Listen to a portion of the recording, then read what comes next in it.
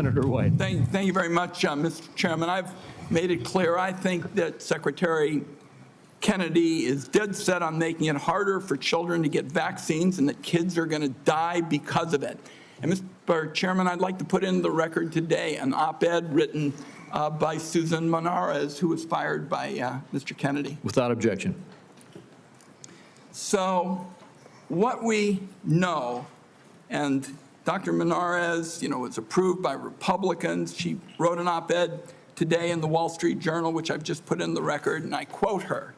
She said, "I was told to pre-approve the recommendations of a vaccine advisory panel newly filled with people who have publicly expressed anti-vaccine rhetoric."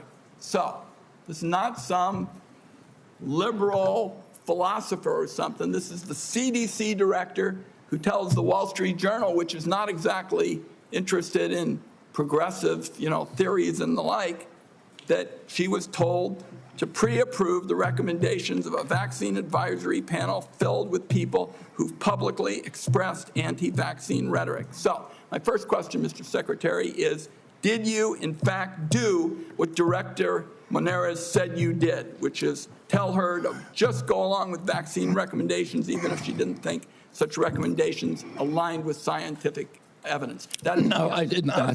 That's a yes or no. So you have an opportunity to call her a liar if you say that you didn't do it, but I'd like to see you respond to this.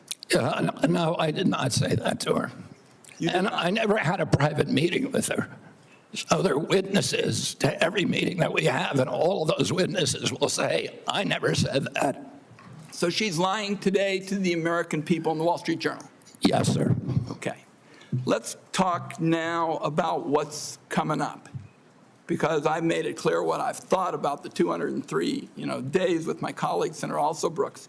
In 2 weeks, CDC's Advisory Committee on Immunization Practices will meet to make decisions about critical vaccines that protect us against hepatitis B, measles, and more.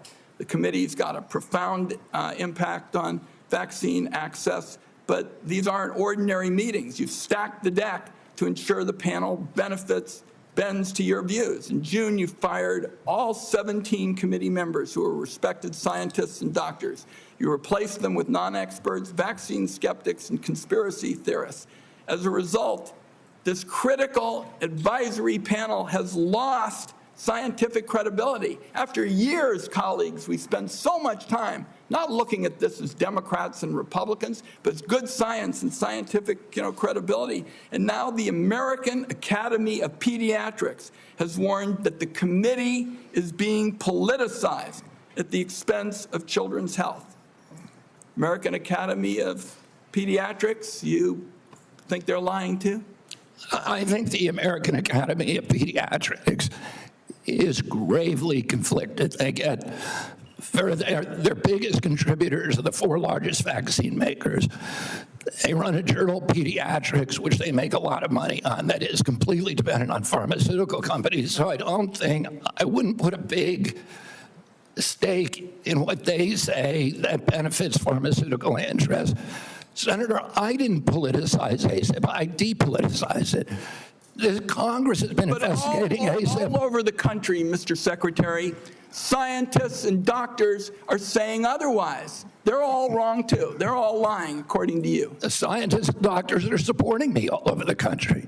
There is division on opinion. I don't get letters from thousands of people who are not political saying that this set of changes is going to damage American healthcare, and particularly these healthcare agencies, for decades to come. I don't get any letters from people saying, hey, this is going to make a big difference forever. Maybe you're listening to a selective group of people. Well, you get me. Yeah, and I will. Fine. I will tell you what, Senator. I will put my mailbag against your mailbag any day of the week. I got 30 seconds. Dangerous respiratory viruses like RSV are on the agenda for the next advisory meeting. Countless parents have been awakened in the dead of night by a wheezing kid gasping for air, forced to rush their little one to the ER. There's no worse heart-wrenching fear. The RSV vaccine offers these kids protection against the worst effects of the virus. But now it looks like you're on a crusade to make infants and babies more vulnerable to the terrible illness. That's what we're doing with the COVID changes. And please make your answer brief, Mr. Secretary. I've said The that position is indefensible. I think it's possible. Congress has been investigating that committee for 23 years because it is pervaded with conflicts of interest. What we did is we got rid of the conflicts of interest and we depoliticized it and put great scientists on it from a very diverse group. Let me close with, very pro-vaccine. Let me close with this, because like Senator Crapo, I'm a few seconds over. I don't think, Mr. Secretary, this is about you and me.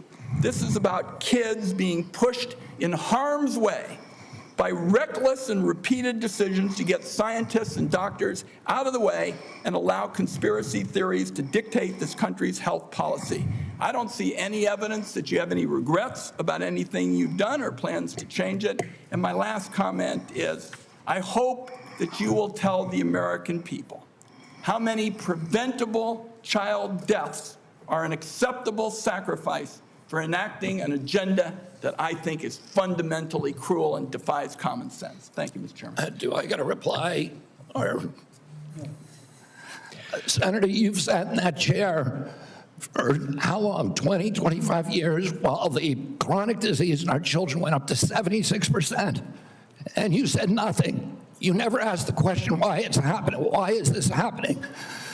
Today, for the first time in 20 years, we learned that infant mortality has increased in our country. It's not because I came in here. It's because of what happened during the Biden administration that we're going to end. I'm going to let Senator Wyden respond briefly to that, and then we're not going to go over like we just did. Defend this committee on a bipartisan basis. Colleagues, my cabinet secretary says that we have no interest in chronic care. Mr. Secretary, Mr. Chairman, could we have regular order, please? We are in the process of turning around the Medicare program with the chronic care bill that Chairman Hatch, when he was chairman, and this committee put together on a bipartisan basis. All right, we're going to proceed. And I just want the rest of the members to know, I gave Senator Wyden as ranking member some leeway there, but we're going to stick to the 5 minutes.